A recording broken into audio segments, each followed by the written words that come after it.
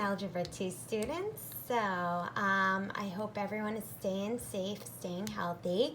I wanted to do a quick little refresher for you guys on the properties of exponents, just in case you didn't recall those from Algebra 1. So we're going to do a little refresher today. There's going to be an attached worksheet on your Google Classroom that will be your assignment for today's work.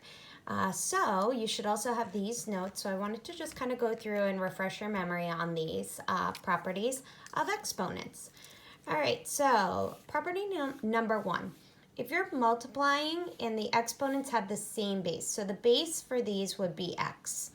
So we are going to take this and we're going to do something with the exponents to get our final answer. So if we don't remember, let's just kind of talk about what this represents. So x to the third is technically x times x times x. That's x 3 times. And then x squared is x times x. So we got 3 x's here and 2 x's here. So technically we have x to the 5th. Now the way that I can do that is I can get that answer by adding the exponents. So if they have the same base, we're going to add the exponents. So it doesn't matter if it's a base that's a variable or it's a base that's a number. We can apply the same property. So in this case, we have 3 to the 2 times 3 to the 5. So again, that's going to be 3 times 3, because 3 squared would be writing 3 twice. 3 to the 5th would be 1, 2, 3, 4, 5. So we've got 1, 2, 3, 4, 5, 6, 7. So it would be 3 to the 7th. Okay? All right.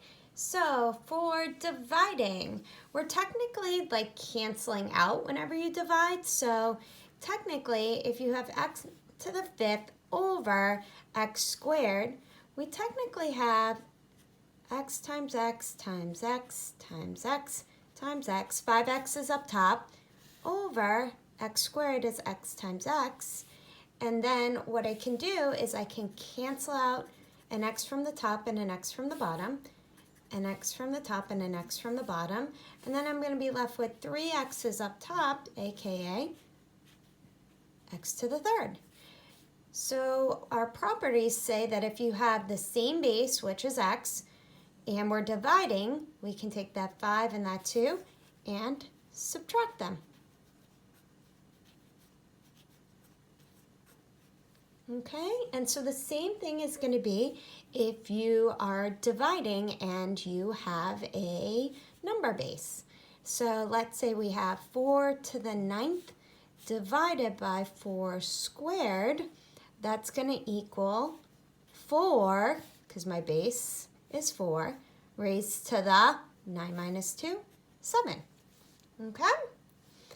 All right, and the final one of these properties on the front side of your notes is if you're raising an exponent to another exponent. So if we've got x to the 3rd squared, so let's kind of break this down. If we have squared, we know we write it twice, so I would write x to the 3rd twice.